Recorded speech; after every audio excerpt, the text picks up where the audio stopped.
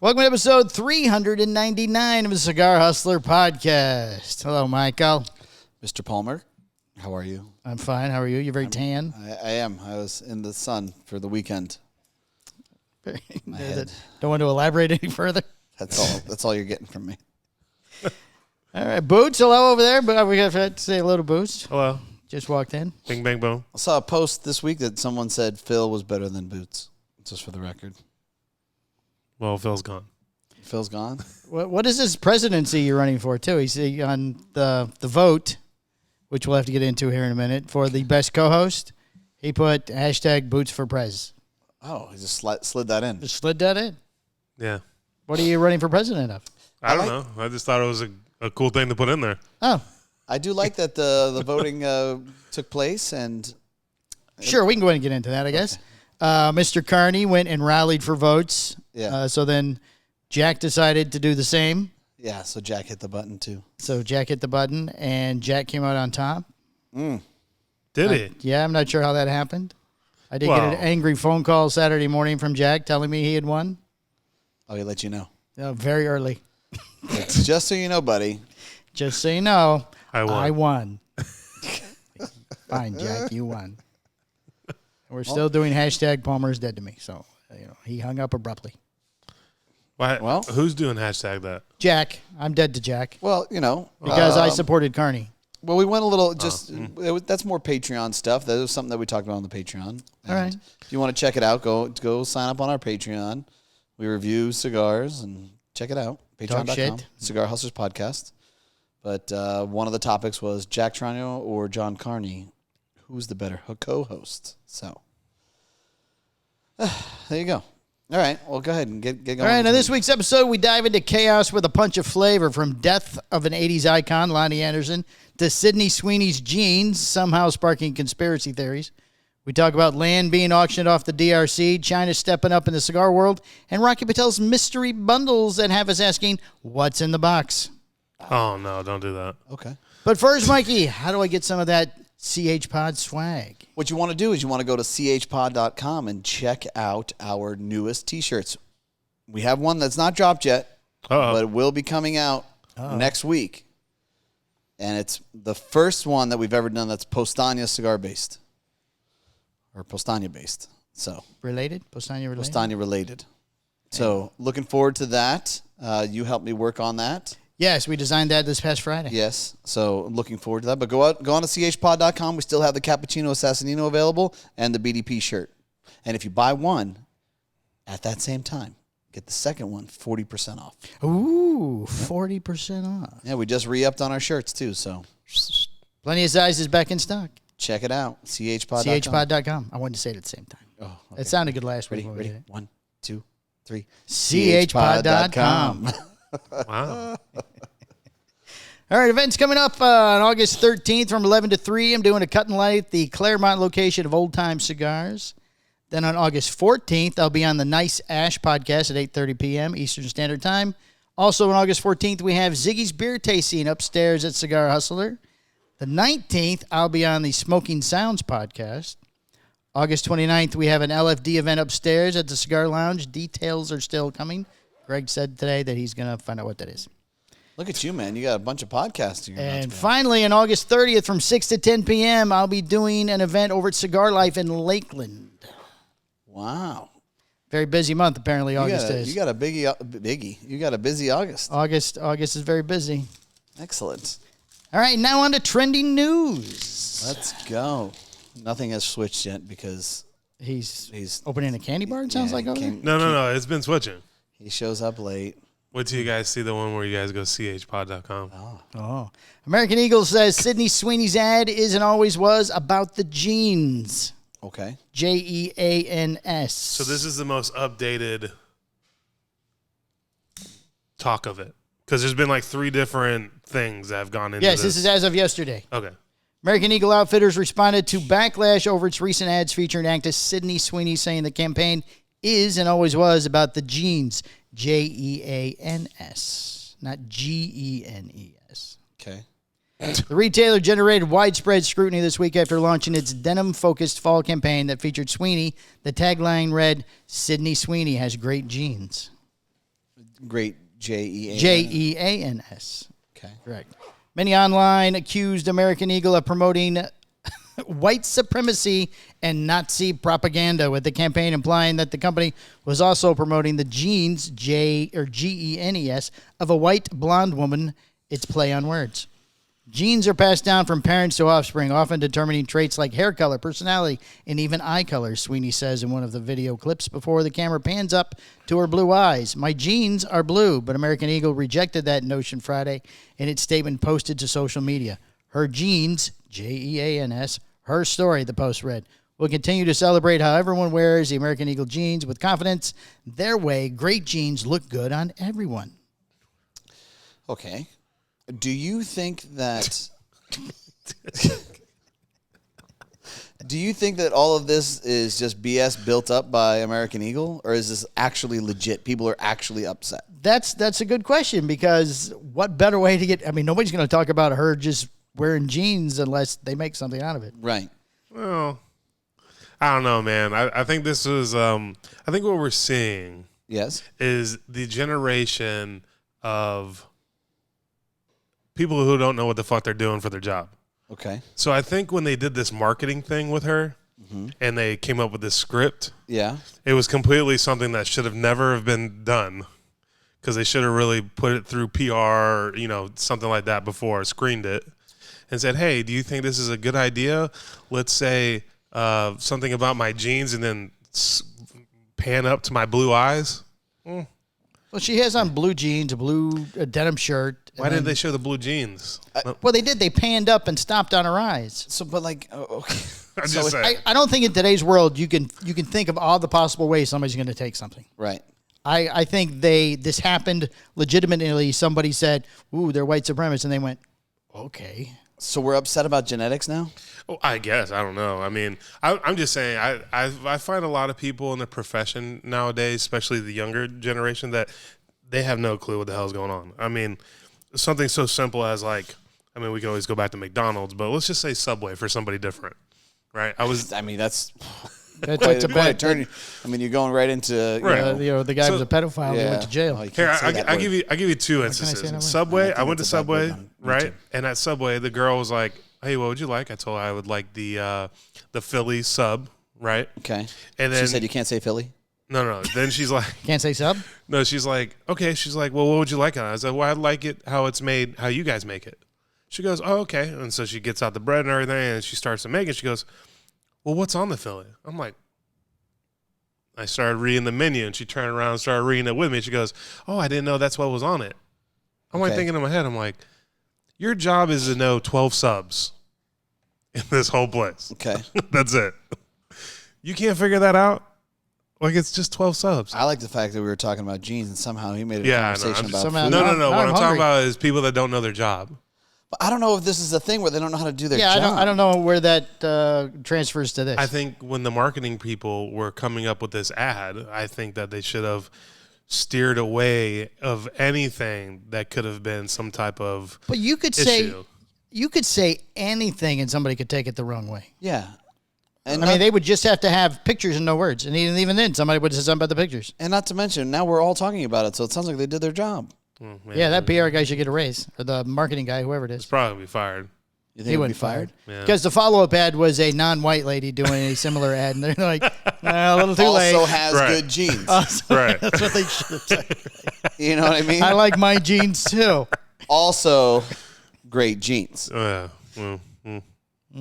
That's insane. I mean, there are a lot of people that are genetically blessed. Doesn't matter where they come from. Yeah. You know? I mean, yeah, if she would have been Mexican, would it be something else? Yeah. Something completely different? Hispanic Mexican, lady? Like Selma Hayek, genetically blessed. Right, yeah. Well, if she said, I like my jeans, and she's got dark hair, dark eyes, and, right.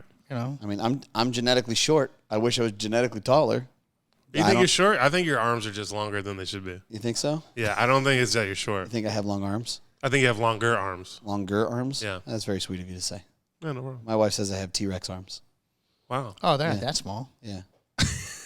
That seems She's a bit mean. She's got Anderson. She's got long arms. It seems a bit American Eagle-ish. You ever see Anderson Silva? Do you guys know who Anderson Silva is? Yeah.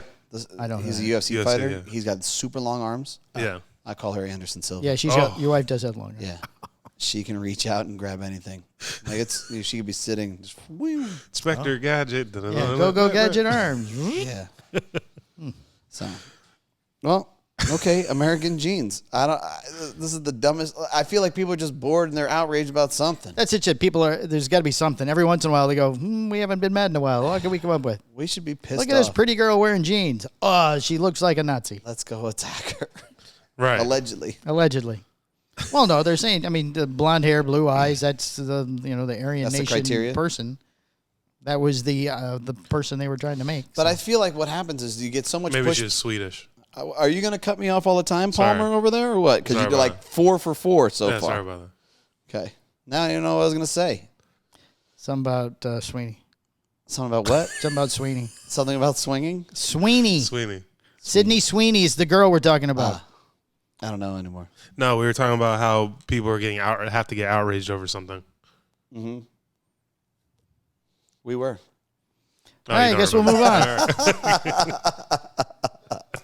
To another blonde-haired, blue-eyed lady. Loni Anderson passed away on August 3rd, 2025 at the age of 79. The actor's family said in a statement, "We are heartbroken to announce the passing of our dear wife, mother, and grandmother. She took her last breath at a Los Angeles hospital following a prolonged illness and is survived by her husband and 2 children." Loni Anderson, best known for her role as Jennifer Marlowe on the 1970-80 sitcom WKRP in Cincinnati, was indeed a notable figure and cultural icon of the 1980s.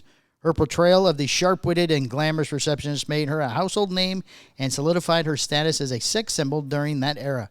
While WKRP in Cincinnati concluded in 1982, her popularity continued throughout the 80s, fueled by magazine coverage, public appearances, and her marriage to actor Burt Reynolds. Oh, that's where I don't know her from. Yeah, You don't know her from marriage? I don't know this lady. No. She was on a soap opera or something? WKRP in Cincinnati was a sitcom back in the 70s and 80s. Okay, so who was Loni Anderson to you, buddy? She was the lady from the sitcom. Yeah. Well, he was definitely watching these shows when he was younger. Did you find her attractive? For that era, yeah, big hair, a lot of makeup, blonde hair. Yeah. Did you have a poster of her? No, I did not have a poster, but they were out there. Yeah. Yeah. Did you just not find one? No, that wasn't the poster I had. Who was your go-to? Come on. It was the blonde that was in Fall Guy. I don't remember her name. Does she have blue eyes? We're going to unplug Yes. his mic in 2 seconds. I don't know what he did at home today, but he's all gassed You up. said what he was doing on the way here. He's just all worked up. Yeah. Ginger was kind of walking funny walking in. Well. So, what are you going to say now? Is there more story? No, it's just a bunch of nothing exciting. Nothing exciting? Her marriage to Burt Reynolds, her relationship and subsequent marriage to Burt Reynolds, a major Hollywood star at the time, kept her in the spotlight and further cemented her status as an 80s icon. Okay, well, if you want me to make a short clip about this, you better talk about how important this girl is, because I have no idea who she is. You're You're not familiar with the show WKRP either? No. Oh, you should go back and watch it. It was funny. why with Les the- Nessman, the guy who threw the turkeys out of the helicopter at Thanksgiving because he swore they could fly. Nope. What? Wow, you I guys was missed some born good in- TV. Ricky knows what I'm talking about. Yeah, okay, but I was born in 1984, bro. It's still on TV now. Right. We were Every born in Thanks- the 80s, never Every watched it. Thanksgiving, the story about the turkeys out of the helicopter is on social media. Never seen it. I think the only piece that he described her as was Burt Reynolds, and that's maybe where we could go, oh, yeah, that Well, this is the girl. only show I know her from, but she did shows like Cannonball Run and that type of stuff afterwards. The movie? Yeah, I saw those. she was in those. What car was she in? I couldn't tell you. Oh, God. Couldn't tell you. So because here Burt Reynolds was in it, and he was her husband at the time. Right. So she probably had some bit part, that a couple lines or something. So here you are talking about an icon. You don't even know anything about the icon. Well, I know who she is. Well, he didn't have the poster. You didn't say... No, I didn't have her poster. Yeah, you didn't say anything like, greatest wrestler of all time. She wasn't the greatest wrestler of all time. I don't didn't- believe she ever wrestled at all. Maybe in private she might Well, have she wrestled. probably Burt Reynolds. definitely wrestled in private. Yeah, right. I would assume. Yeah. And he has headphones. I don't understand. He always has headphones. Yeah. Oh, me, he can hear that we're talking. Yeah. Yeah, I know. He's trying to be president. He's trying to get more airtime. What was the other post that I talked about? Ozzy. Ozzy, yeah. She wasn't Ozzy status. She wasn't what's his name? Hulk Hogan status either. So, but back in the 80s, she would have been. But after she got older, no, obviously not. Was she still on a show? Still on the show? What? The show got canceled in the 80s. Okay, so she's not doing anything currently. Well, she's in a coffin at the moment. She wasn't strapped to a chair performing her last hurrah. No. Maybe.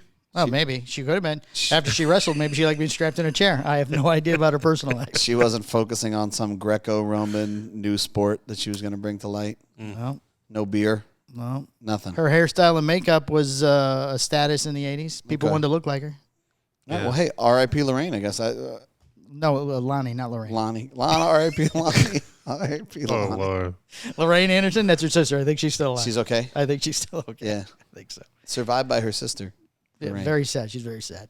Okay. All right, this next story, Michael, I pulled for you. Oh, good. Not the last one? No, not the Lonnie Anderson. Apparently, he hates Lonnie Anderson. And he's not surprised she's dead. Right. She's out of I here. pulled the story for you, Michael. Gorilla habitats and pristine forests at the risk as DRC opens half of the country to oil and gas drilling. Okay. We need to talk about the problems of your people, Michael. Oh. The lowland gorillas are being squeezed You're out of generalizing. Africa. That's frustrating.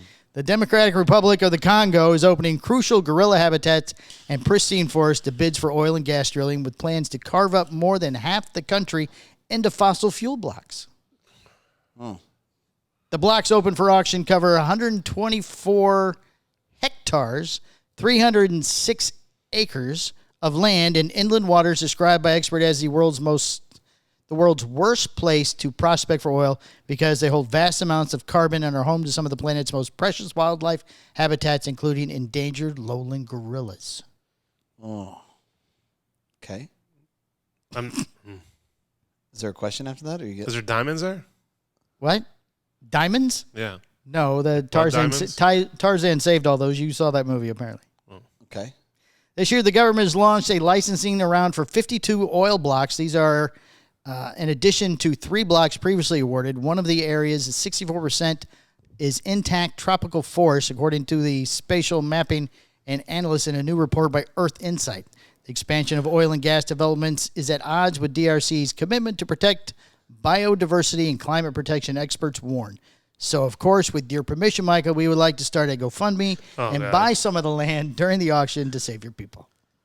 To save my people? Save your people the gorillas. Gorillas? Yes. Okay. We can do that.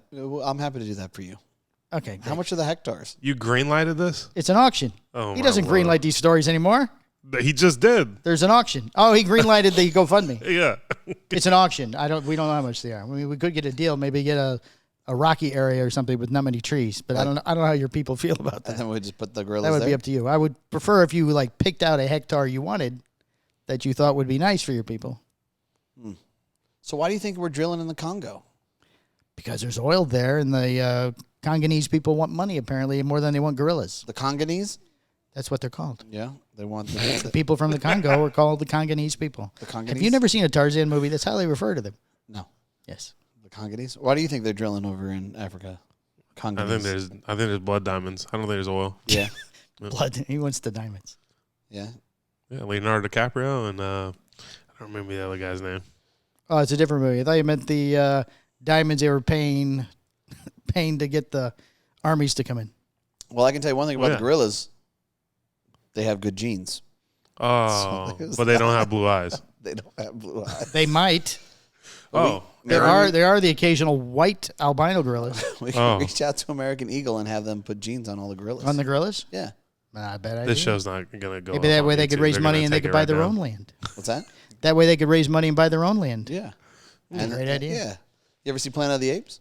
Of course. That's where it starts. Oh, is that where it starts? Yeah. In the genes? Yeah. Oh. American Eagle supports the genes. Then they buy their own hectares. Where Oh.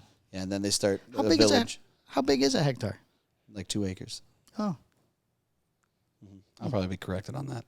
Probably, because I don't think it's I like real. how you said it with confidence, though. He did. I believed him. I thought it was real. I just winged it. Nice. It's like 2.75. You forgot to start the timer, by the way. Yeah, I sure did. That's my responsibility now. Oh, Yes. you start the timer now? He starts the timer now. All right, we're at 20 minutes. That's okay. Well, there's nothing, whatever. All right, the Powerball jackpot is growing again after no winning ticket matched all 6 numbers in Saturday night's drawing. The winning numbers in the August 2nd drawing were, if you hadn't seen it before, 6, 18, 34, 35, 36, and Powerball 2. Put Powerball numbers up? Must have been no news this week. Look, we did Gorillas, now we're doing Powerball. Well, nobody hit the big jackpot. Winning a $1 million ticket was sold in Georgia, according to the Powerball's website. That means the ticket matched the 5 white balls, but not the Powerball. The next drawing is Monday, August 4th, which is tonight, as we record this. The estimated jackpot is now worth $426 million. Wow. With a cash value of $193.5 million. Okay. So what's the first thing you would do if you won the Powerball? Do you want to know what the odds of winning are? No, I don't care. It's very low. 1 in 292,201,338. I said no. So the chances are pretty good. So you're saying there's a chance. Saying I could maybe. So what's the first thing you do if you won the Powerball? Pay off all my bills. Yeah? And pay off my wife's student loans. That's the most boring thing I've ever... After that, what would you do? Well, after that, see if I have... Let's say I do the cash, I'd have $193.5 million. Okay. So after I do all that, I still have $193 million point... still have a lot of money left. Okay. I don't know, buy a nice house somewhere. Yeah? Yeah, get a Jeep. Get a nice Jeep. A Jeep?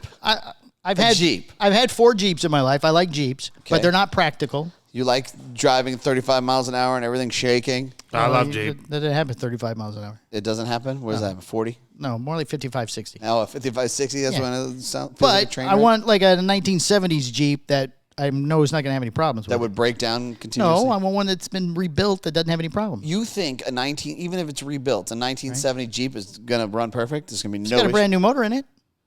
Like a 1970 motor or a brand new? No, like a brand new motor. So it's been redone, but it looks like the older. I like the older style. Okay, better. so you want a 1970 frame, right, with modern technology inside of it. Okay.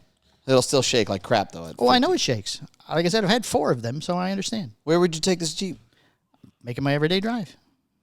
Really? Well, where are you going to drive? You got 193 million in the bank. You going to still come Depends here? on where my house is. You ain't coming here anymore.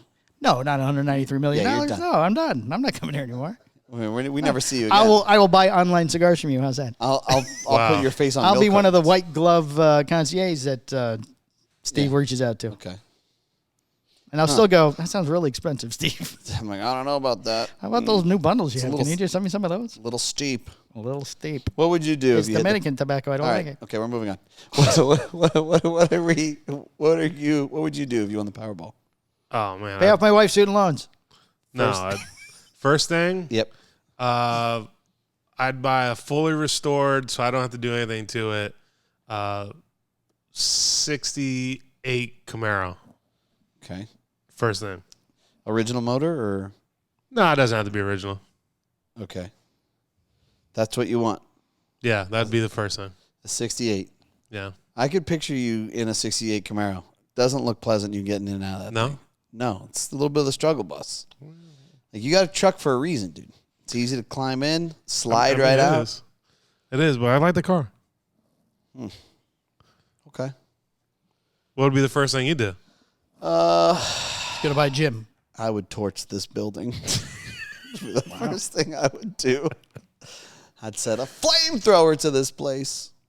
What would I do? I don't know.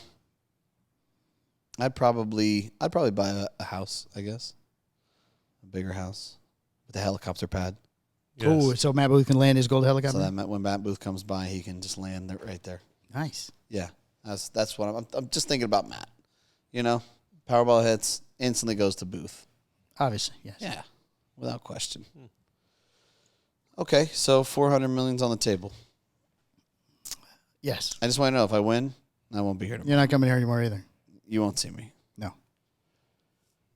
I'll give you $1 million if I win. I'd probably still come in. Why would you still come in? To burn the plate, make sure everybody's out before you burn it down? I've been building this thing for 15, 16 years. Oh. But now when Greg says you can't do that, it's too expensive, you'll go, fuck you, I can't do. I wouldn't invest my own money at that point. You're not? No, he's got to figure it out. He's still going to work. Sorry, Greg, none of this is yours. Yeah. All right, Boots, trending news is next. I just sent you your story, Boots. I've been looking Send it to me. I've been looking forward to this one. Yes. Yeah, I forgot I just sent it to you. It's been a very busy morning upstairs.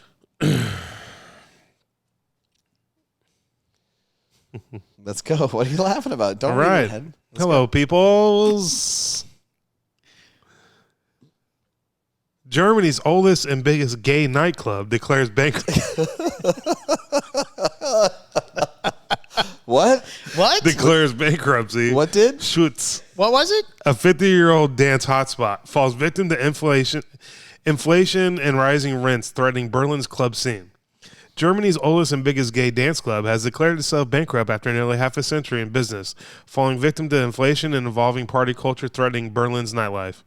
Management troubles and dating apps were among the factors putting Schwartz on the ropes last year. Putting what? What on the road? What's it called? In May, the club shortened its opening hours, laid off staff, and asked regulars for help to plug a growing shortfall to Little Avel. Whatever. On Thursday, the management team posted on Instagram, Schwartz has filed for insolvency. Schwartz. But we don't want to give up. The post noted Schwartz's integral role in Berlin's LGBTQ plus scene since it was founded in Kreuzberg in 1977, helping 2 years later to launch Christopher Street Day Parade and queer magazine Slagusau. What was it? What was that? Schwartz, You're which gonna is have to short wipe that for microphone off. He's ignoring us. Schwulenzentrum, or Gay Center, moved to a much larger space with capacity for 1,000 revelers in fashionable Nuklon in 2013, which may have been the beginning of the end. This year's club has had a deficit each month of 30,000 euros, 60,000 euros, 26,000 and 52,000. Oof. A lot of numbers. It's getting cooked. With income on a downward slide, the public broadcaster RBB reported.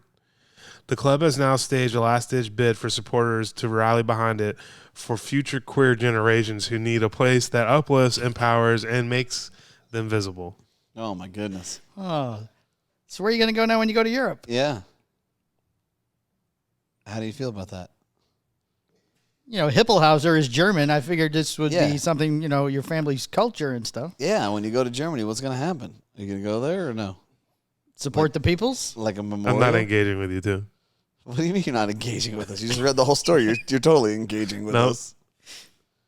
You're recorded for all of prosperity. Are you distraught about this? No? Maybe that's why Not he can't talk about it. engaging. He's upset. What? He's upset. Maybe that's why he can't talk Yeah, about you it. can't. Yeah. He said he didn't know. Now, Yeah. now he doesn't know what to do. He had no idea what was going Right. down.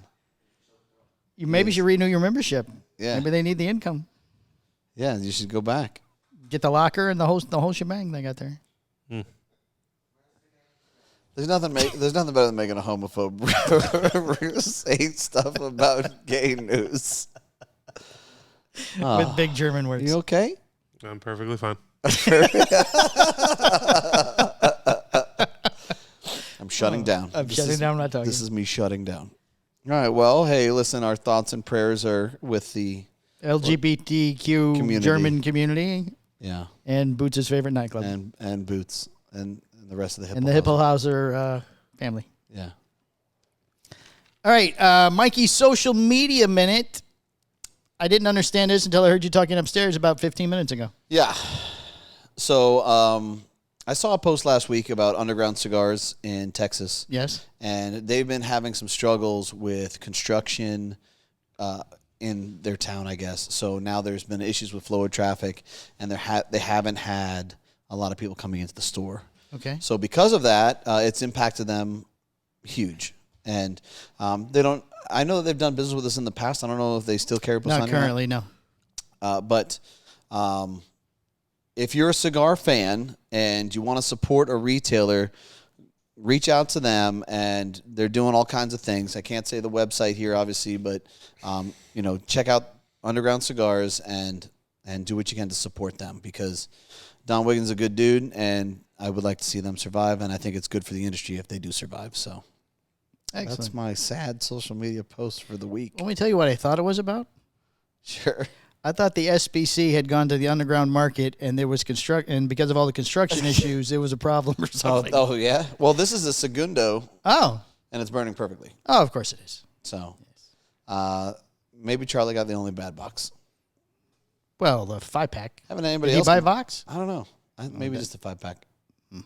I haven't had any other complaints. I haven't had a complaint from anybody. Yeah. Now people are hashtagging it the best underrated cigar I've ever smoked. Oh, really? Yes. That's lovely. Right. I smoked like 4. I haven't had an issue. Yeah.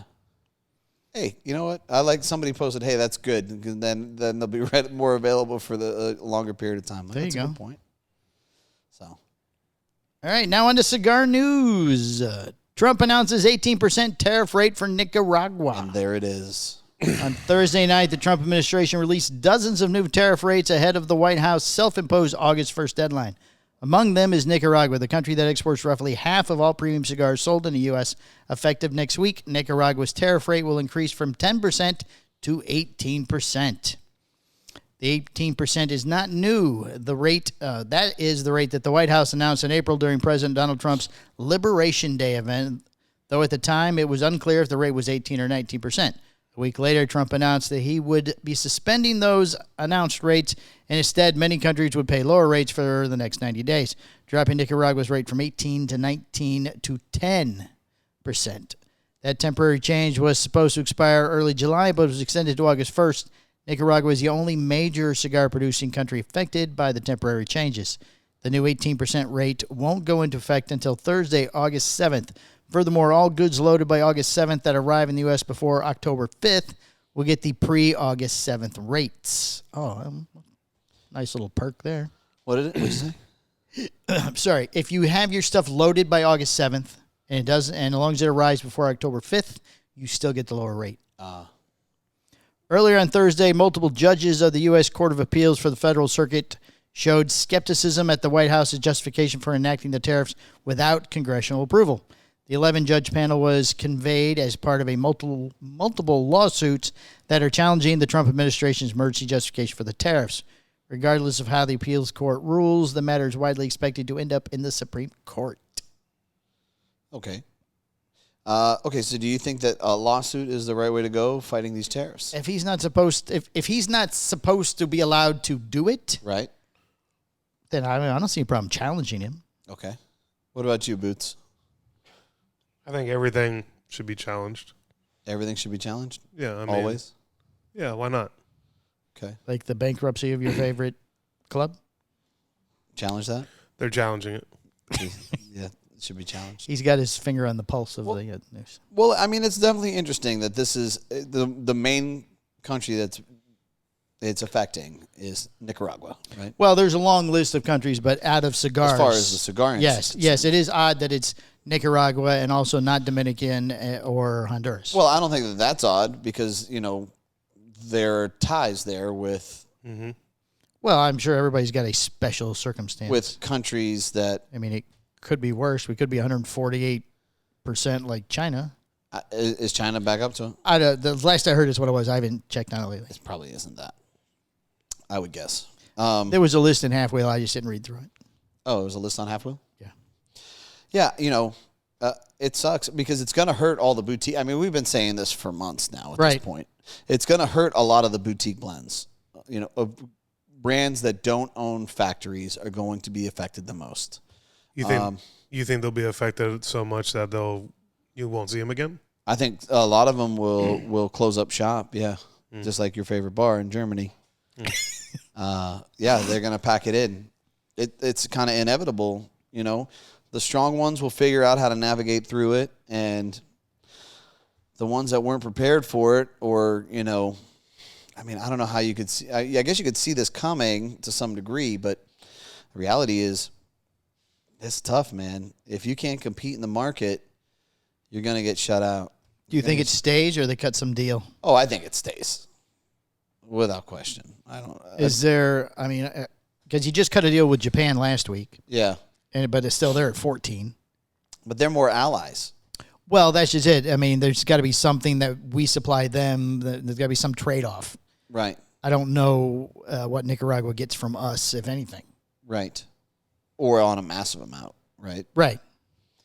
Yeah. I mean, they have stuff other than cigars, though. They have rum. Well, it's 14% on anything coming out of there. 18%. 18, sorry. 18% on anything And coming out of coffee. Nicaragua. Yeah, Coffee. Yeah. Yeah, Caffey posted something about his coffee prices are going to have to go up or something. I'm sure there will definitely be a deal struck. I'm sure. I don't think there's going to be a It deal. depends on the government. Why the government doesn't care. Yeah, I don't think there's going to be a deal. You don't think so? No. Not at all. So, okay, so now going off of that as well, I mean, obviously, Mikey, you're affected of this I am. the most out of all of us, right? I mean, we're all affected, but you're affected the most. So with your own brand, how do you feel that that's going to affect you a lot in your own brand, or do you feel that you are already have things in place to counter that? No, we just received our an inventory, right? So we have we have a decent amount for the time being, and we're gonna kind of navigate through it and see how things go. Realistically, it's just a question of what the market can sustain, and then what we can do in order to survive. So, if we have to raise our prices, we're going to, Right. you know. If we don't, we won't. But I'm going to tell you right now, we already operate on a shorter margin. So, if it stays, and I think that it will, you'll probably see a price hike from us. Well, there's always a price hike every year. Do you think that would be a separate price hike? Yeah, well, your price hike on average is 3 or 4%, Right. right? Dude, this you're talking about anywhere between 10 to 15%, something like that. You know, who knows? But it'll be more than your average. Right. If it's sustainable, what if it's not sustainable? Do you think these go away if when there's a new president elected, or you think they stay? I still don't think these things go away. No. Here's the thing about the government is they like money, right? Even though it makes no sense to me whatsoever, the reality is that the economy works in a cycle, right? Right. You have your boom, then you have your pullback, you have your recession, right? You have this inflation. How do you fight inflation? The only way you can fight inflation is by taking money off the table so that there's less of it. How do you do that? Through taxation.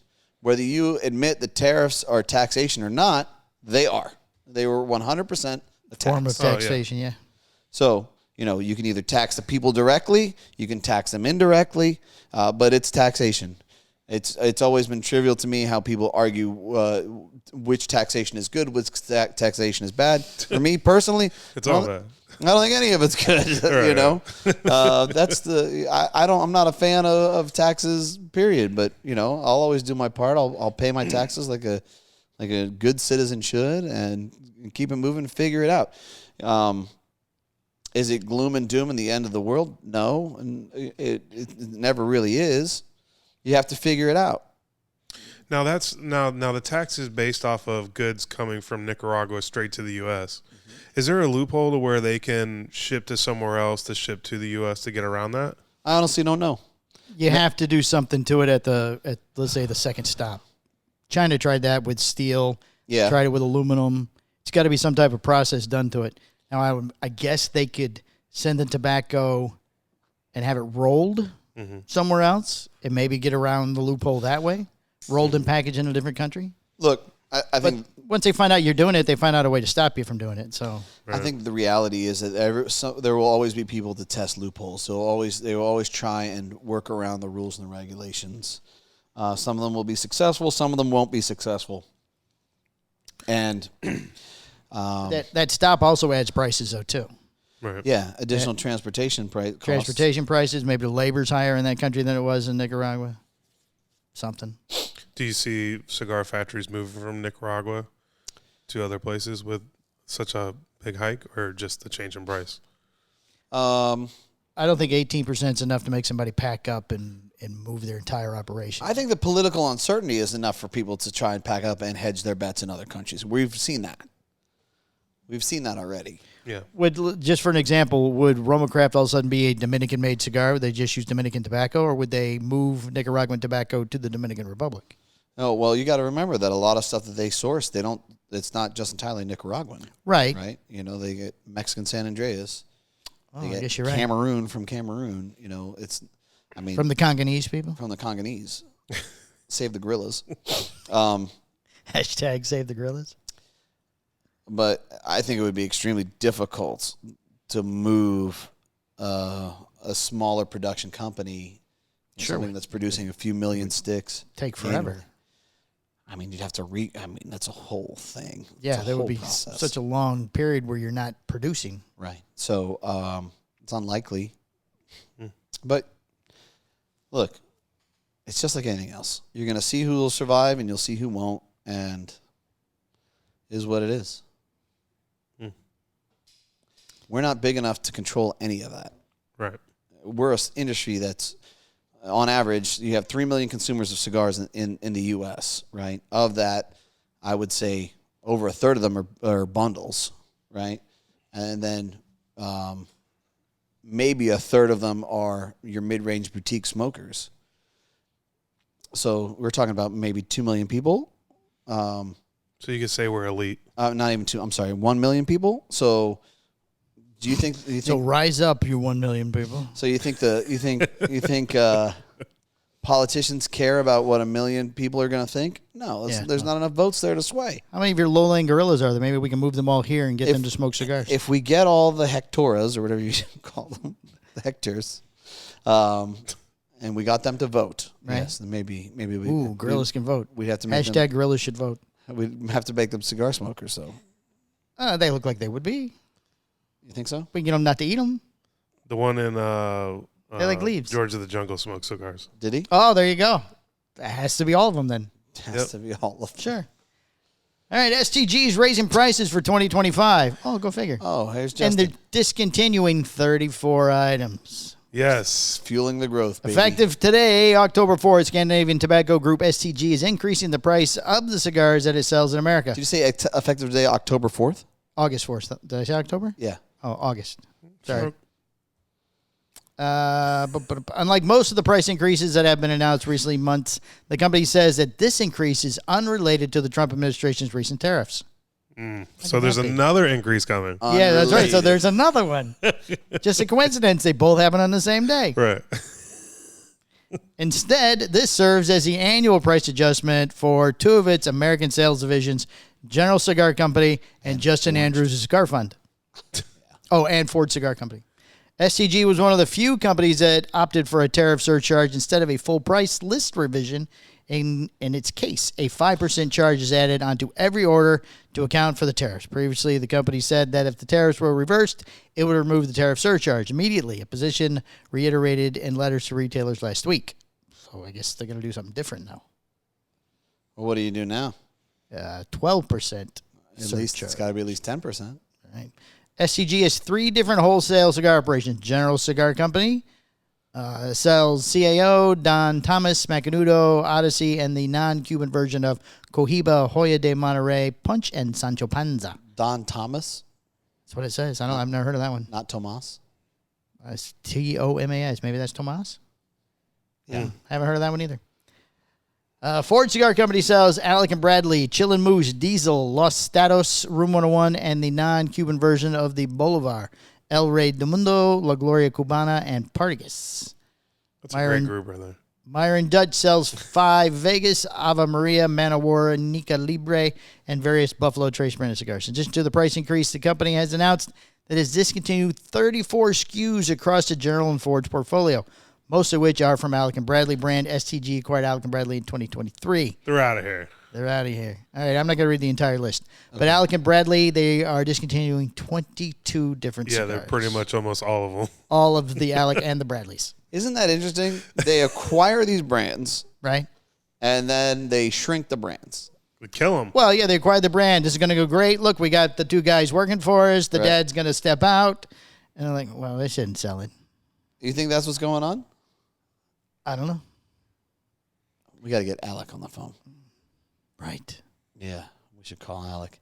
Justin always heckles me when I say something positively about Nica Sweeney or whatever. I saw that. It's the same thing. It's the same thing every time. It's the same comment. Right. Oh, you know, like... how do you get your lips off of Skip's ass long enough to post something? That's almost verbatim. You think you could reinvent something new, Justin? Well, he's got the writers that do it for him, and they're just, not paying. So I guess the STG motto is just rebrand and not come up with anything original.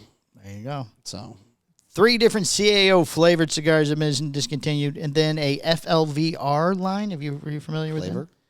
But it's FLVR. I'm sure it stands for flavor. Right. Oh, well, they're discontinuing the Space Ranger, the Ski Chalet. The Space Ranger? The Space Ranger. No. The Ski Chalet, the Yacht Rock.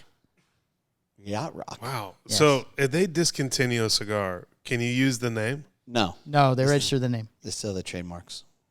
But they do sell the names sometimes. Because back when we had all the FDA problems, when you could whatever thing, you could buy a name that had been up before. Let's time out for 1 second here. Tarano came on the show. Yes. And he talked about you would sit in a room, and in order something to get approved, it was like 16 other guys. Right. You're going to tell me that 16 dudes said yes to Yacht Rock? Yes. Yeah, so we're going to have that one. I don't know what it tastes like, but yes, we're doing the Yacht Rock. Yacht Rock. And what was the other one? Space Ranger. Space Ranger. Space Ranger? Space Ranger. Maybe that was when Toy Story came out. Well, they just get off. They just watched Buzz Lightyear, and they figured. Buzz Lightyear, No, Space Ranger. Ranger was Odyssey 3000, wasn't it? Ricky's dying over here in the corner. That's okay. Ricky, we can't hear you cough. Cough away, dude. You're fine. Oh, no, that's Space Ghost. You don't have to muffle it, bro. Ski Chalet. Somebody used to go back from a ski vacation. I mean, what? Like, Ski Chalet. That's actually pretty What? creative. what? That doesn't sound creative to you? Who's the market for that? People that are skiing. Trust me, I've seen some people come into some stores before. It looks like there's a lot. And they want the ski yada yada? Hey, you got that Ski Chalet? You get that Ski Chalet? What's it taste like? Tastes like hot chocolate and rum. That's the most. What does Space Ranger taste it tastes like ass, but you don't care because it's got a cool name. right? Ski Chalet's not really a cool name. Ski Chalet is not a cool name whatsoever. Space Ranger, okay. That's still terrible. No, I like Space Ranger. Dude, Yacht Rock, greenlit. the guys that are on yachts. Someone's like, yes, I love it. Like, okay. Other 15 people, do you approve of Ski Chalet? Fuck yeah, let's get that going today. Who buys I'm in. Yacht Rock? Guys with the mullets Guys that are on and yachts. the camo hat. The guys with the mullets. Guys that have yachts. No, nobody with a yacht is I buying like that he said guys with the mullets and the camo hat, and then I saw him look at Ginger. I don't think Ginger's buying Yacht Rock, bro. But he doesn't have a mullet anymore. Yeah, He seems more like a Space Ranger Ski Chalet guy, to be honest. yeah, there was a time in his life where he may have gone Yacht Rock, but he's past that now. He is past that. Yeah, that's true. Approved by STG. So they cut those. They cut realized those. that wasn't going to work. Those don't sell. Hey, I don't know who greenlit this, but these are all These terrible. are completely stupid. This isn't working. This at is a all. terrible idea. Oh man, we should Patreon Ski Chalets. See Well, what they got do. rid We of can all find those. them. Right. If they got rid of all those cigars, Justin Anders should be free on Monday, right? Oh, there's a meeting. There's going to be a meeting about the meeting still on Mondays. They've got to do that Diesel Mama Soup thing or whatever. The Diesel Mama soup. That they keep putting out every year. They've kind of stopped that. Oh, the Did they stop the soup stuff? I haven't- figured we stopped carrying it. I haven't heard anything about. I mean, we got the first 7. You couldn't tell them apart. So that was it. That was the old. was it soup? No, it was like sauce or something. And they came with yeah, like some type of spaghetti sauce or it something. came with like a half a pot that you could. Yeah, put the cigars- that's how you displayed them in the pot. Right. Do we still have that somewhere? We got to have that somewhere. We gotta have it somewhere. It's got to be. Was it? We might have thrown it away by now. Probably might have checked it. Probably. They're also discontinuing the Hoya La Amistad Black Rothschild. Oh no! Wasn't Amistad a movie about a black slave ship? Oh stop! No, Isn't it Amistad? I don't think so. I'll have to look that up later. Thought it was. Let's just not even cross that water. All right, Rocky Patel extras arrive at stores. Oh, I thought they were discontinued. Nope. Different company. Earlier this year, Rocky Patel decided it's time to clean out the aging humidor at the company's Tabacalera Villa Cuba SA factory. At the factory, develops blends, test cigars get made, and over time, factories accumulate a lot of these cigars. Now, you can buy the cigars that were cleaned out. The company has begun selling those cigars under the Patel Extras brand, a presumably limited edition series. The company took the cigars out of the aging room and divided them out of the pylon room. Out of the pylon room. Yes, and divided them into 4 categories by length. Patel Extras, extra small. Patel Extras small. Okay. Patel Extra medium. Patel Extra large. Sometimes I feel like you're reading these for the first time. I am Because he reading it is the first time. I don't Yeah, pre-read he's- these. You know, it's funny He, if I he pre-read them. reads the first 5 words of a 5 seems a little generous. Okay, 2. Mostly just the title. Rocky Patel. Oh, I'm pulling that. Just the title. All the cigars are long filler and aged for at least 2 years, though some of the cigars will be much older because we really don't know how long they've been in here. Age 75 years. Each 5-pack will contain the same 5 cigars, though the individual 5-packs aren't guaranteed to be the same blend or vitola. We can't guarantee anything, Can't but guarantee they are anything. cigars. Some of the cigars will be commercial blends. Others might be blends that never came to market. Nish Patel, EVP, Executive Vice President I guess. Sounds good. of Rocky Patel, gave the example Extra to Half Wheel that some cigars might be round versions of the company's 60, which is normally sold as a box press cigar, or a Salomon Vitola, or a blend that doesn't have one. Regardless, the cigars don't have bands, so you won't know what you're smoking. Perfect. The Patel Extra bundles have begun arriving in stores. No price. Nope, no price mentioned. But it's going to be low. It's got to Yes, be it's low. going to be low because we found these and we need the space. Well, you think that's what it is? You think they just need the space? I think so. No, you don't know what it is. It's like a mystery pack. I don't think they need the space. I think that they're looking to Generate revenue from things that are just sitting around? Yeah. Sure. Absolutely. Something new because they need it. Well, look, you're going to see a transition of your cigar guys. You're going to have guys that were smoking in that $12 to $14 range are now Okay. going to dip down to that $6 to $8 range. So, as a company that's as big as Rocky Patel, I would assume that you would need something in that price range that's easily accessible, right? So, hey, I'm a Rocky Patel guy. I love my decades. I can't afford my decades. I don't like to buy from CI for $4 or something like that. And you know, like what's your what are your other options, right? So, you think they can reproduce this, though? I mean, do they even know what they are at some point? I think they have just a ton of this stuff, and they don't care. Yeah, these are basically segundos. Probably. Well, yeah, but you get a guy hooked on these. A guy loves these. He gets his 5-pack. He doesn't know what's in it. Yeah. They don't know what's in it that they sent him. He goes, ooh, this third one here is really good. I want to buy more of those. Sorry, boss. We don't know what to tell Or you. the guy from Privada Club stopped buying all of them, so now they got to do their own thing. The guy from Bravado. You think it's hard for them to just produce this again and again and again? They can continue to produce this. What if they don't know what it is, though? Well, that's exactly It's how been they're in there so producing long. Maybe, you know, the tag on it is smeared. They can't read it. I go, I don't know. This says Habano something? I got something- news for you. They probably know what it is. Okay, well, that was the question. Dude. Yeah. Hey, these are the Space Rangers. They're discontinued. Let's take the band off. Take the Let's man put off 'em in these a- Space Rangers. We'll sell put 'em them in a as ski chalets. Listen, we've seen organizations totally shift from a rapper to a totally different rapper and not tell the consumer. Oh, sure. Right. So the reality is that the person that's smoking that cigar probably doesn't know or care, right? Oh. And they probably wouldn't know the difference. The yacht There you rock go. guy. Yeah. Yeah, he's going to miss the yacht rock. Right. This doesn't taste like a yacht rock. It's a Space Rangers. It's the ski, what'd you call it? Ski yacht? ski chalet. Ski chalet. I don't know. I haven't been in the snow since I was 4, so. Yeah, when we went to Vegas, it snowed. It was a brief Oh, flurry. yeah, it did. It was a flurry, right? I wouldn't call that snow, though. We're from Florida. It's snow. That's snow. It was a blizzard, for God's sakes. Yeah, we were barely wearing sweatshirts, too. I'm like, You had to buy a jacket. yeah, I'm like, what is going on here? All right, Great Wall is expanding international distribution. Great Wall? Great Wall. Chinese cigar. China Tobacco Sichuan Industrial Company Limited, the parent company of the Chinese-made Great Wall brand, says that it will be expanding international distribution thanks to a new deal with China Tobacco International. Both entities are part of the larger China National Tobacco Corp, the state-run tobacco monopoly that is also the largest tobacco company in the world.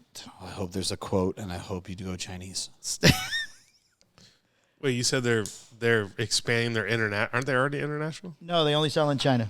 And they're terrible cigars. I've had them. Are they? I've had them. They're terrible. You don't like them? They're terrible You're cigars. not a fan? How come we Short haven't film. gotten 3 of these things?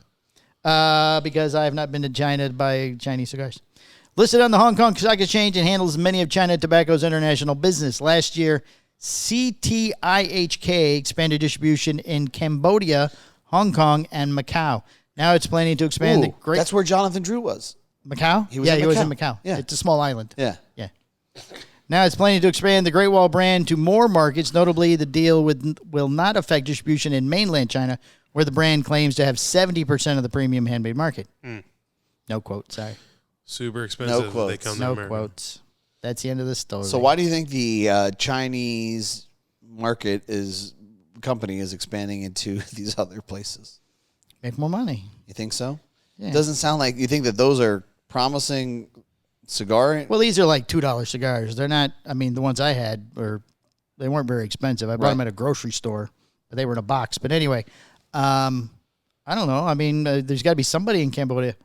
Maybe it's like here, you know, they say I have international distribution in Sweden, which just means somebody bought a box of cigars and took them to Sweden. Right. I mean, you know, if they have 70% of the premium handmade market in China, you think they have 70%? they claim to. They're communists. They make the they can do rules. whatever they want. They They can can, yeah. The state-owned tobacco companies are saying they own 70% of the market in China that they own. So, I mean, you know. We possess 100% of the sales. Right. Okay. We are elite. Right. No. Everyone smokes Great 12 Just cigars. like that Kim Jong-un guy doesn't poop, right? You know? Right. Yeah. Yeah. Kim Jong-un. Neither one of you did a Chinese accent that whole time. No, there wasn't a quote. There wasn't a quote. No, but you guys were talking about Chinese stuff right there. You should have done it, Palmer. That was the end. Well, you want me to do one for the entire story? Yes. I wanted a German accent when you wrote the news about the gay thing, but you didn't. Okay, Palmer, your turn. Ching chong, ching chong, ching chong. There you go. Oh, man, we're getting canceled. Mine was just as good as yours. Oh, my God. He said, it sounded more French. It did, didn't it? Maybe he likes the French guy whose wife. I didn't want to spit all over the microphone here. Oh, you already did. Don't worry. You got to wipe that off. Okay. All right. Patina Viso Verdigris. How do you say the name of the guy? Oh. Heads to stores this week. The collaboration between Patina Cigars and Viso Horny is shipping to stores. It's called Patino Viso Verdigris. A 5x52 Robusto that uses an Ecuadorian Habano wrapper over an Ecuadorian Sumatra seed binder and fillers from Nicaragua. Mo, founder of Patina, and Tyler, founder of Viso Horny, blended the cigar together while visiting the Nicaraguan American Cigars. I didn't think that Tyler blended it. I didn't think so either, but I'm just reading the story. Okay. This is the press release. Each cigar will have an MSRP of $13, and production is limited to 300 bundles of 10 cigars. Only 10 stores are carrying the cigar. Yeah. Do you want to know what they are? I'm going to guess. I know that Mardo still has some. Go to Mardo. I like Mardo. Casa de Monte Cristo, Cigar Spots, Harry's Smoke Shop, Lake Country, Mardo, Michael's Tobacco, Ramsey Smoke Shop, Small Batch, The Cigar Farm. Oh, small batch, too. I like small batch. Tobacco Land. Okay, I like Tobacco Land, too. Right. They both have roots in the Midwest, and then that's why the two pictures, and yada, yada, yada. Oh, Lake Country. I like Lake Country. Well, we like Ramsey's, too. Lake Country had it? Yeah. Ramsey had it, too? Yeah. Wow. Well, they according to this, it's just been released. Have they been out for a while? A couple weeks, I think. Oh. All right. Two Guys Smoke Shop releases. I'd like to have 3 of them to do on the Patreon. Did we already smoke it? Oh, the patina? Yeah, just curious. I don't want to go down that rabbit hole. Because if we don't like it and it blows up, then he's going to get angry and all this other stuff, and I don't want to deal with that. I was assuming it would be good. He's super sensitive. But what if it's not? Good point. It should be good, but what if it's not? And There is that honest about it. possibility, right? And then he gets it's already enough. You know, he's supposed to call me, and he hasn't called me. Oh. So, Two Guys Smoke Shop releases Padron Ruby Red Exclusive Edition. Two Guys Smoke Shop has released a pair of exclusive cigars from Padron to celebrate the New Hampshire-based retailer's 40th anniversary in business. right. An exclusive just to them? Yeah. Yes. Wow. The Padron Ruby Red Exclusive Edition is a 5 3/4 56 Vitola made with a blend of undisclosed tobaccos. Not telling you what's in it at all. Well, Right. Padron It's just exclusive. made it for him. He didn't get any say in it. Well, you think they would have told him? Nah. They're Padron, bro. Yeah. They don't care. Uh, they're There is a natural and Maduro. they're the Mecca. You know what I mean? Like, Right. You know what's in it? Ruby Red. Buy it. he's good. However, unlike the majority of Padron cigars, both versions of the Ruby Red Exclusive Edition are round instead of box pressed. Right. Yep.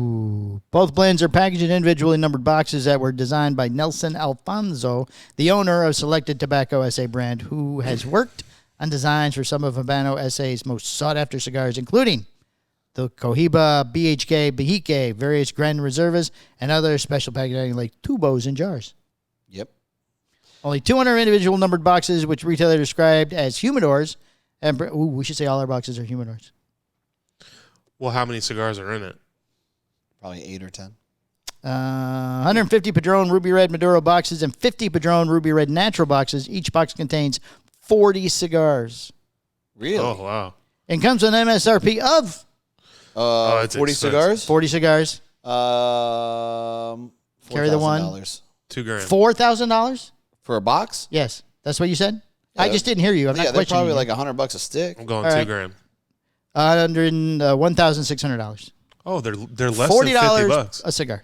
Yeah. 40 a stick? 40 a stick. It's pretty good for an exclusive, and it's super exclusive. What'd you say? 200 boxes with bundles and boxes total? Yes.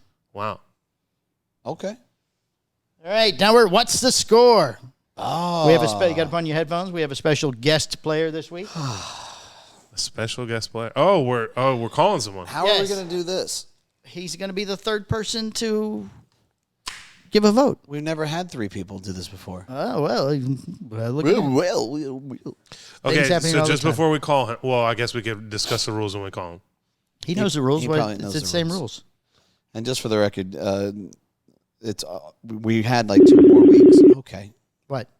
I didn't know you were talking. Sorry, I'd already hit the button. I heard. Yeah, you were gonna say we had 2 more weeks to keep score. Yeah, we were supposed to continue with our score. Right. However, Well, there's going to be a pause on this special. one? Yeah, there's going to be a special this week and next week. well, it's over. I'm just gonna say that I won, and I'm gonna have your. No, prize. we're not. No. Yeah, you lost. You lost, Boots. Okay, I'm now, sorry. now you're being like Trump. You're just making up your own rules here. It's good to be the king. Good to be the king. That's right. Mystery caller, are you there? Mystery player? It's got to be Jack. What's going on, gentlemen? How are you? You can do Doing your well. own How you voice. It's John McTavish from Canada, Oh, from Developing Palates, Coop Coalition, and whatever else he's attached to. Okay. Hey, Not as hi, tricky. John. We've been meeting. hello. He was complaining that he didn't want to have a guest. Now he knows who the guest is. Like, oh, this is fine. We've been meaning to call you, so this works out well. Oh, the Canadians are okay. We're going to charge them 25% more for this call, and it'll be fine. Yeah, exactly. There you go. Yeah. You know, you could just merge. You can just become our 51st state. We'll be, we welcome you with open arms. With open arms. Bring your mooses. Bring your. You know, I appreciate the offer, but I'm going to counter with no. That's a See, serious. Oh, See, dude, that's there was always not been the even a problem vote. with Canada. Socialist countries do not vote at all. Yeah, you don't get a say. No, on that. that's right. Yeah. So your no means nothing. I move against your no. We're just going to consume you as part of it. It's just fine. We're just gonna. Oh, wow. We're going to cut all those trees down on that imaginary line and just make it. It's open. now. Oh, We're fine. don't mess with tree law, Palmer. If you go to tree law on Reddit, you'll find out that cutting down trees is a very expensive proposition. It's a no. We need the lumber. American maple big no-no. syrup. Right. All right, everybody ready? John, you know how we play this? Why don't you walk us through the rules? No, I'm Yeah, just kidding. that's Of course I know how to play this. All right. Everybody wants to All play. right, John's our guest. So All right, here's our first cigar, gentlemen. Everybody pay attention. This is from April 22nd, 2015. Mr. Brooks was... Oh, so you're doing the old one first now? Yes. Because originally you were doing the old one second. Well, I Right. can't. That's how I'm going to do. I found things. a good one, so it's just the way it worked this Okay. week. All right. So what you're saying is your rules are not really rules. Like, Correct. you're More saying like guidelines, like They're the more like Canadian suggestions. government. that you're just gonna. That's right. They just. Strong suggestions. Okay. Yeah. Perfect. All right. This is a limited edition Nicaraguan Viaje Senor Andres Chicharrones, the originals. 2015 by Brooks. Yes. Okay. The Who loves original Viaje? Chicharrones. Okay. Okay, John, you are our guest. You can go first.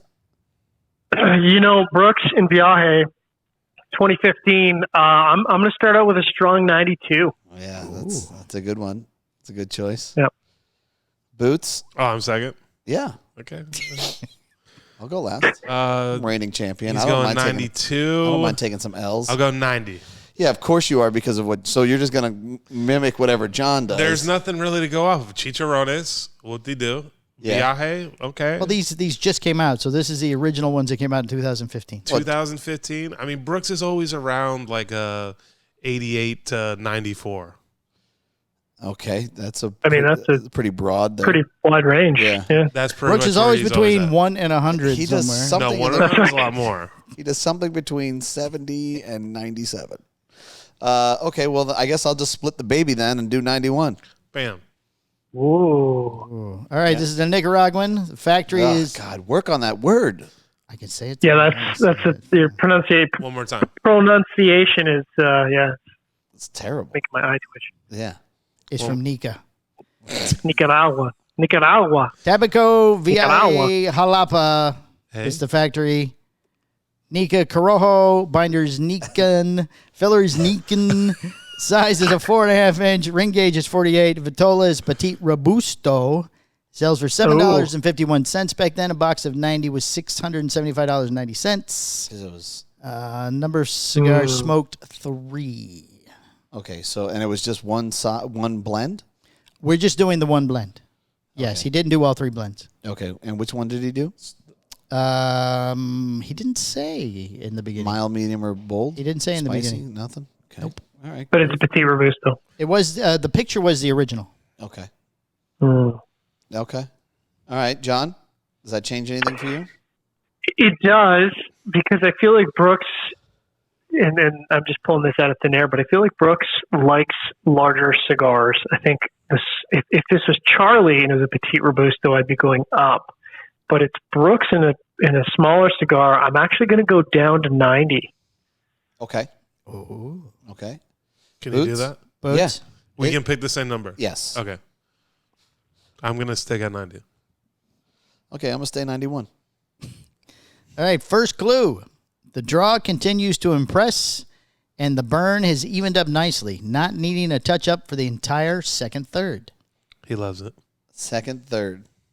Okay, so that's your first clue. So you skipped a bunch of stuff. Mhm. Yeah. Okay. Yep. All There's right. like 2.5 paragraphs of it tastes like, Okay, that's fine. which doesn't help you guys at all. Okay. John? I'm going to stick at 90 because it's not helpful. Okay.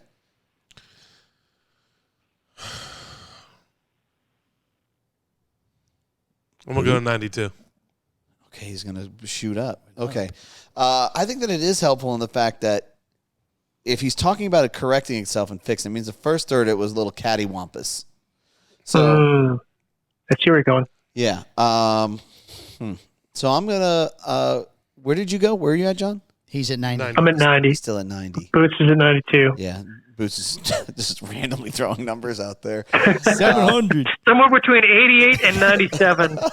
It's going to be dead on. I like how the guests are giving him a hard time. I'm gonna stick. Love you, Boots. I'm gonna stick 91. All right, next clue.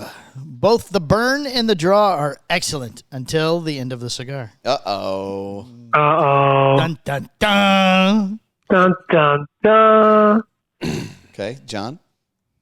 Well, see, this is tricky because sometimes the construction is garbage and then somehow the score ends up in the low 90s. And then sometimes the construction is excellent and the score is in the high 80s.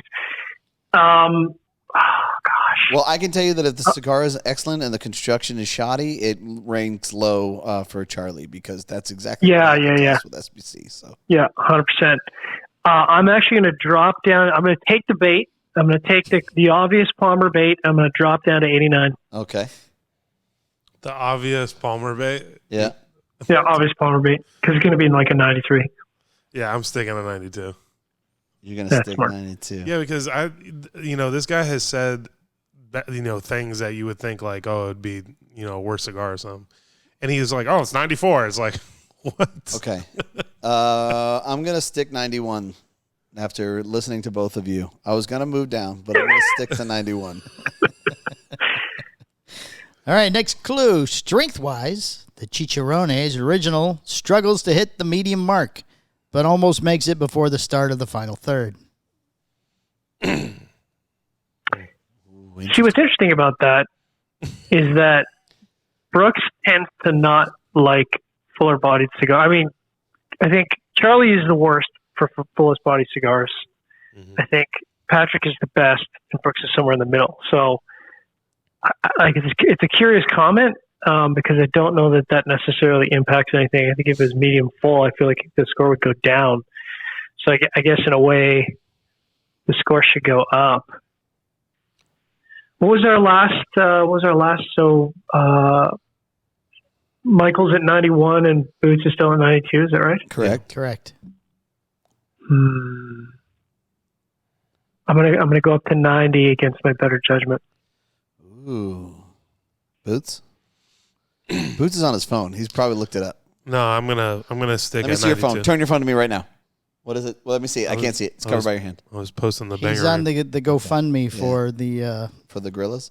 for the club in Oh, the club. Germany. Okay. No, I'm not on the club.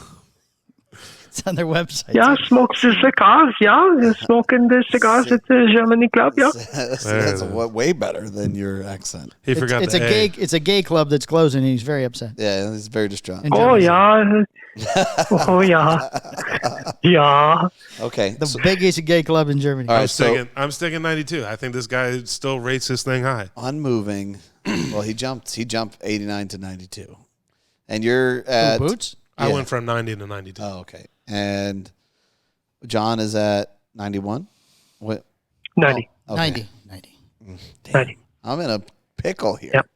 With three people, You're in a pickle. you've really wedged me into this position. I'm going to stick 91. That's what we like to call the cigar pincher move. It really is. I'm going to stick 91. Pincer. All right. Final thoughts. Uh-huh. I'm not going to lie. The first one of the Senor Andres Chicharrones originals I smoked had me thinking that this was going to be just another middle of the road cigar. Thankfully, the last two samples were considerably better with a pervasive and distinct nutmeg sweetness, a more creamy finish, and a slight mint note that came and went throughout the last half of the smoking experience. The profile is quite balanced overall, and while not the most complex, is easily interesting enough to keep my attention. While a forgettable first cigar definitely brings down the final score, I really enjoyed the last two samples I smoked and make this a very easy cigar to recommend. Ooh. Oh, that is Exactly. talk about could go either way. Yeah. Yeah. You know, I I'm was just going to hate it, gonna. but then these two were good, so I'm going to raise the That's score. right. That was really low, but now it's going to be amazing. But one was terrible. That's right. Of course, the final statement actually almost certainly has nothing to do with the score because that could describe a cigar that's 87, and it could also describe a cigar that's 93. I'm gonna stick at 90, which I know is not the correct strategy, but I'm gonna stick at 90. It's definitely in the 90s somewhere. This thing is definitely not in the 80s. So I'm going to stick at 92. I bet you it's got to be somewhere around 93, 94, though. So I'm going to stick at 92, though. Isn't 94 like? Isn't there only like a handful of cigars that have ever reached I think 94? There was Correct. one like 2 weeks ago that we did, 2 or 3 weeks ago, where we thought it was going to be I like heard that in the episode. 80s, and it was definitely like a high 90. I laughed that the was entire the time. Fighter, Candela, bloody blah. Yeah, I think I'm going to move. Yeah, the night shift, Yeah. yeah. Which Palmer- night stalker, as Palmer, I think Mike I'm- would say. Palmer, I think I'm going to move. Okay, go ahead and move. Oh, I don't know what you're talking about. I'm going to come down to 89. You think it's in the 80s? Oh, he's $1-ing me. He's $1-ing me. Yeah, I'm going to He's come. playing. He's going to get half a point. I had to get out of that wedge, Oh. but I could regret that in a second here. We'll see. I don't think it's in the 80s. All right, what other final scores? It's either the best move ever or the worst move ever. Okay. One of those two. Boots is at a solid 92. 92. 92. He's been John- at 92 for the entire game. Yeah. Well, he started lower. I started at 90. John is at 90, Right? and I am at 89. Score for this one? Yeah. 83. Oh, my. Oh, Boom. See, that's the crazy thing about these guys, man, when they rate these cigars. Well, I like You're that we not- don't you're know not how wrong. they figure out the score. There's so no that sort consistency. of makes it a little harder. well, the score came down a little bit. Came down a little bit from the one cigar, but other than that, Brooks 83 is a brutal number. Right. that is actually a brutal number. Yeah. Yeah. I feel like Viali should have gotten an apology call for an 83 from Brooks. Yeah. That's just Yeah. You would think when it gets in that low 80s, you should call somebody. From Brooks, yeah. I mean, Yeah. it definitely sounded like he loved this cigar at the end of it. I knew it. well. yeah, I mean, the he funny said thing is, two of them raised Yeah. the score. So what was it before? Yeah. 79? Right. yeah, it's probably in the 70s, I guess. Ugh. I mean, what was the construction? The first one, if it was that low, I mean, it must have just been a complete dog rocket. Right. Yeah. What's interesting is there was a review where the cigar cracked and it still ranked like a 91. It Right. was still good. Like, Yeah. we don't have a number. We don't have anything to distinguish it cracking. So, okay. Now that said, Charlie has said that when they write their summary, they knowing. Uh-oh. Uh-oh. Well, that was weird. You cut in and out. That's The that, government, Yeah, that was weird. the government's after you. Canadian Am cell service. I being shut down by the anti-tobacco lobbyists? Yeah. What's going on right now? Yeah, exactly. That's it. Oh, no. Oh, you know what that was? That was a lightning strike. Bang, bang. Oh. Well, that was exciting. Oh, God's intervening. Perfect. Yeah, I guess so. He's like, you will not smoke cigars. I don't know what his voice sounds like. Charlie has said Canadian, before whatever it that is. they write their Charlie says they write their summary without knowing what the final score is. So it's interesting to see. Like, I would definitely view that as being a substantial disconnect. Boots is right. That to me, like, that summary statement says, I really enjoyed this cigar and it should be in the 90s. And then 83 says, this was terrible. Right. You see that, Boots? Someone said you're right. I appreciate that, John. See? You're welcome. People like you. He's Canadian. I bust balls, but it's because I love you. It's out of love. I appreciate it. And he's in another country, Hello. so you Right. can't reach him. Right. All right, next cigar. This is from July 30th, 2025. This is Brooks again. Uh-oh. Oh, Lord. Uh-oh. This is the La Flora Dominicana 30-year anniversary cigar. Oh. So this was a good I cigar. love this. Yeah. This is something we've all smoked recently, so that's why I grabbed this one. Interesting. Man, if this thing doesn't score in the 90s, I'm going to be so surprised. Yeah. Okay, And John. plus, there's no Nicaragua in the description at all. Oh, I just come out of the gate, right? With Yep. the score? Yes. Yep, you start there. I'm going to go 87. Woo! He's Really? giving himself room to work. Low number. Yeah, no, Yep. I'm going to start at 90. I was going to start at 90. Yeah, well, you can start at 90 too. Yeah, we if can you pick the want same to. number. 90 also. I'm going to go 91. I think it's a great cigar. I'm going to go 91. Yeah. All right. Let's see. So, country of origin, Dominican Republic. Factory, Tabacalera, La Flora SA. Wrapper, Ecuadorian, Sumatra seed. Binder, Dominican Republic, Cotuí. Katui. Did I say that right? I don't know. Okay. Filler, know. Dominican Republic, La Canela. It's a 6.5 by 58. Pressed, $30. Humidor, $60. $1,800. Number of cigars smoked, 3. Okay. All right, John. John. Does that change anything for you? Yeah, I think I knew all that because I've reviewed it. So it doesn't I help figure me this is about something Brooks we've all Insight. had. Yeah. So Yeah, I think we've all smoked it. I'm going to stick it at 87 until I hear his comments that have no help to me whatsoever. okay. Yeah, I'm sticking at 90. Shit. Plenty of time to change still, Michael. Tons of time. Okay, so John's playing the long game. He went low so he can work up. so here's the thing. That's right. This is one of those rare cigars that I actually brought home with me From the show. to sell it. No, like Oh. within the course of the last week Oh, for for your my birthday. Oh. Oh, Yeah. wow. It's Congratulations. It is a good cigar. Yeah, and I will tell you. Wait, is it your birthday? Did I not wish you a happy birthday? I don't know. July 29th was a few days ago. So I'm sure you did. First of all, I ought to put that on my phone because I don't think I have that. That's embarrassing. Anyways, It's okay. carry on. That's all right. And I will tell you this.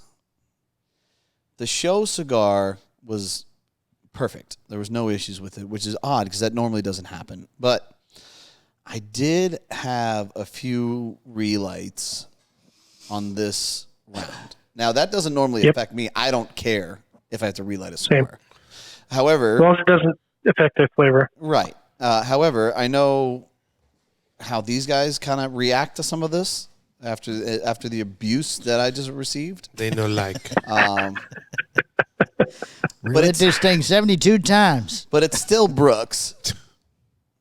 And I don't know how. Well, apparently you can get Cranky Brooks is just going to eviscerate your cigar if you're not careful. I don't. Right, but it is a bigger cigar. That's true. Does like bigger cigars. And you're If only 90. I'd listen to my own voice. I'm at 90. Okay, I'm going to go 89. So 89, 90, 87. 87. All right. There's also very little oil to be had. And while I noticed a few veins, none of them protrude to the point where they would be annoying. Okay. Interesting facts. Yeah. John? Yeah, I'm not sure that the appearance of veins on a cigar has ever impacted my smoking process, but I know during the pre-light that's something they take into account. I don't think their pre-light affects the score, though. Now that I think about it, I don't think that factors in. So you know what, Palmer? I think that's a red herring. I think you're throwing a red herring at me, sir, and I will not bite. 87. 87. Booty? I don't think this thing scores in the 80s. Okay. I'm sticking 90. Okay. Yeah, that's not enough intel to do anything different. I'm going to stick 89 just because, okay, no veins, not very oily. Got it. It's just not usually mentioned. Right. In terms of construction, there are no issues whatsoever as the burn lines, smoke production, and draws are all working in harmony across the 3 cigars. Perfect smoke. Good old perfect construction. Okay. Yeah, but remember the last cigar that he talked about, he scored an 83. Are you trying to help me or are you trying to derail me? Just saying. He's thinking out loud. Okay. Well, John's got to go first. All right. Well, what I'm not hearing is flavor descriptors, and of course that's the Palmer Special. So that either means it scored quite high, or it means it scored quite low. It's one of those two things. Stayed at 87. Firm He's 87. sick. Firm 87. Okay. I'm sticking 90. Michael? I'm going to go 91. So you went up some. He has entered my Yeah, realm. I don't want to go 90. All right. He doesn't want to be the same. I'm just announcing that for the viewers at home. And if I'm smoking the cigar, I would believe that it would rank in a 91. I thought that maybe the draw could have an issue with it because I had some issue with it this weekend. But it wasn't a... Side question, though.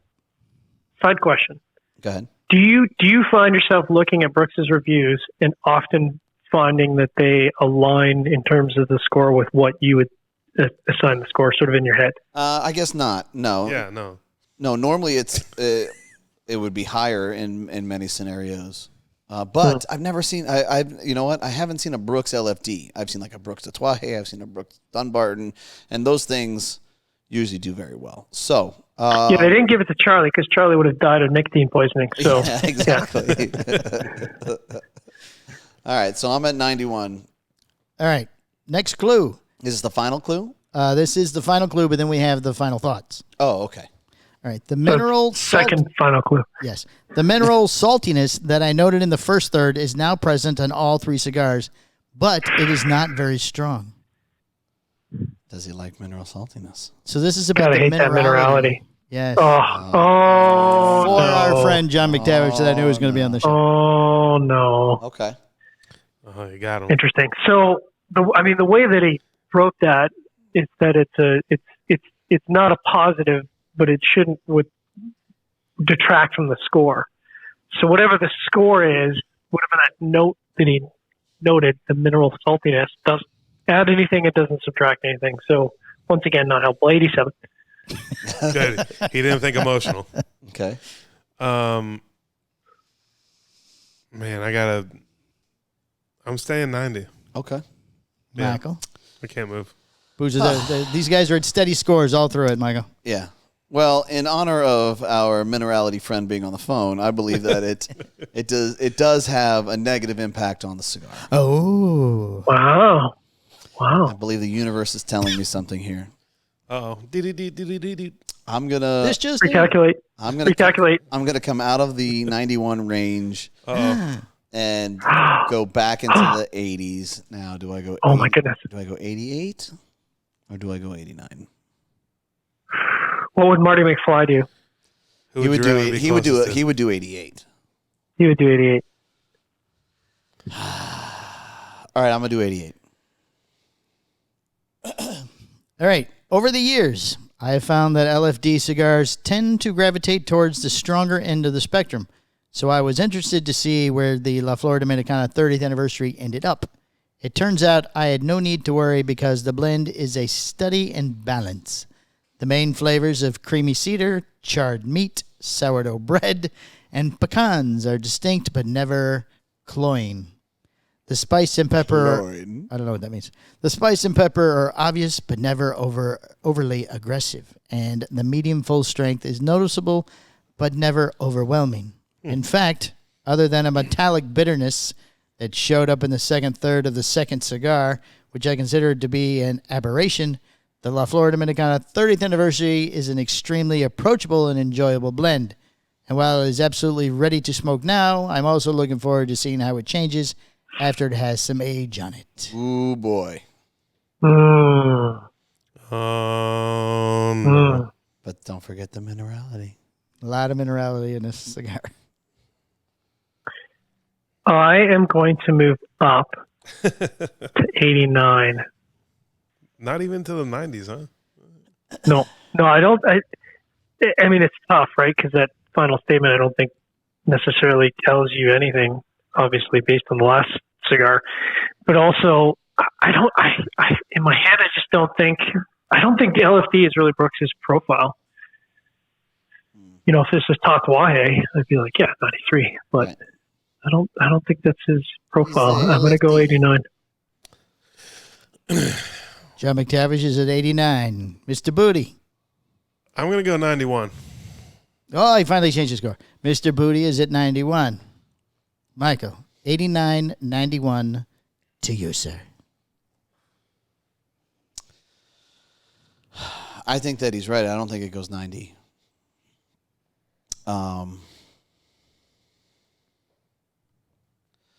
I guess I have no choice. I'm going to have to join him at 89. I should have stuck at 89. Nice. Nice.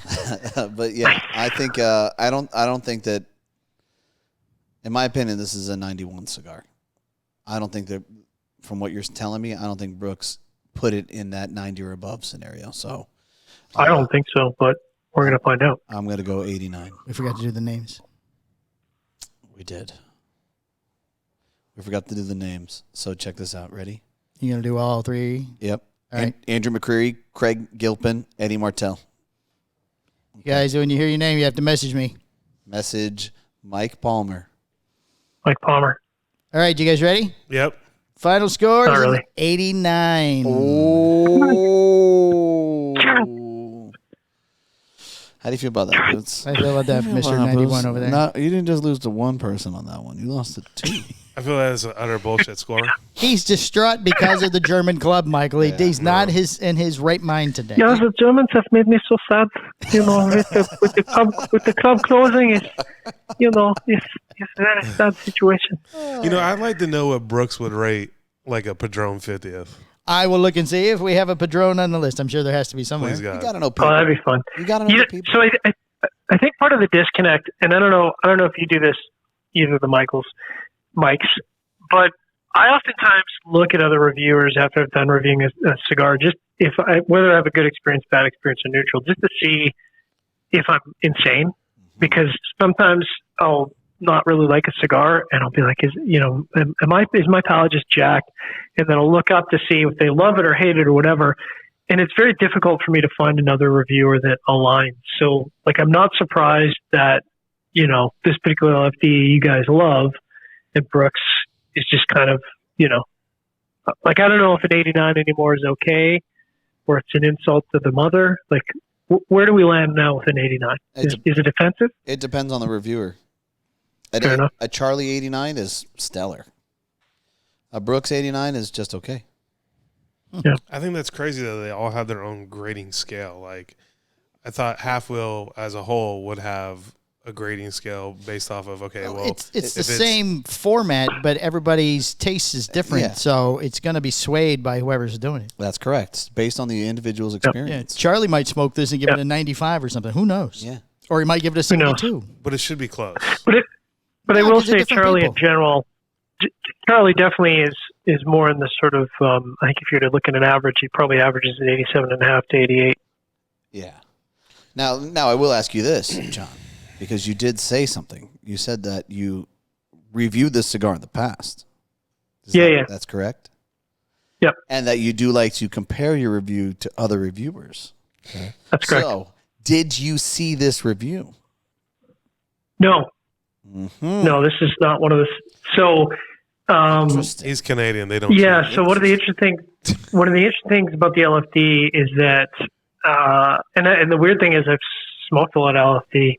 It's usually if I go into something and there's hype, and I didn't, and maybe I'm off my rocker, but I didn't feel there's a lot of hype on the LFD 30th, right? Like LFD, everyone goes, LFD puts out good cigars, yada yada yada. I didn't feel like there was a lot of hype, so I didn't have in my head, this is supposed to be the greatest cigar to ever be released in the history of the cigar industry. I think it was hyped. It just took long to come out. I was going to say, I think that's what the problem was. They hyped it at the show, and then it disappeared. Yeah, then it disappeared, and then it came back out, and everybody's like, I don't care anymore. Right. Well, and the hype man kind of wasn't there. Oh, and true, they did change sales management in that. Awkward. Right. Awkward. No, so this is not one of the ones that I looked up. It would only be if if people at the show were like, oh, you gotta check out the cigar from so and so, it's amazing. And then I smoke it and I go, it's okay. That's when I start to question, like, am I insane or is just people buying into the hype? So, yeah. Well, Mr. McTavish, we appreciate you being on, sir. Would you like to plug your podcast? Do I have a podcast? Oh, I do. I do have a podcast. One of the 17 that you do every week. One of the 17 that I do every week, because I like to be a guest. Guesting is caring. Developing Palates on your favorite podcast catcher, website, whatever you like to consume. Please consume it. Thank you very much for having me on, gentlemen. Thank you, John. We appreciate you being on, buddy. I'll talk to you soon. Always a pleasure. All right. Love you. All right, love you. Love you more. All right, bye. All right, there you go. All right, Mr. John McTavish from Developing Palates. Oh, we're going to end the show? Oh, you're taking off the headset because we don't need it anymore. Oh, yeah. I thought you were just going to get up and walk away. No. All right, listener of the week, Michael? I don't have one. Do you? John McTavish. Bong. Wow. He just said he's a big listener to the show because he usually comments to me several days after we've done an episode, and I don't know what he's talking about. Sometimes he's behind, though. He is behind a couple episodes. Yeah. Yes, I like to check periodically and find out where he's at. Shop of the week. Who do you got? Underground Imperium in the Bahamas. Oh, very nice. Our international account. Very nice. Excellent. All right. All right, next week is episode 400. Are you excited? I have another guest lined up. Do you want to just talk to the guest, or should he play what? I think he should play What's the Score. Yeah. If they're here? No, it's going to be on the phone. It's going to be on the phone? It's going to be a phone thing, yeah. We can have him play What's the Score. It's fine. All right, that's what we'll do. And I'll have your prize for losing the What's the Score next week as well. Perfect. I will also have your birthday presents being delivered today. Did not make it in time for today's taping. Oh, it's too bad. Oh. Yes, I was very disappointed. I just figured you didn't get me anything, and I was okay with that. Nope. So, okay. It's being delivered today. Nice. All right, everybody. It's been episode 399 Cigar Hustler Podcast. Thank you very much. We didn't say what's on the Patreon because we don't know yet. That's right.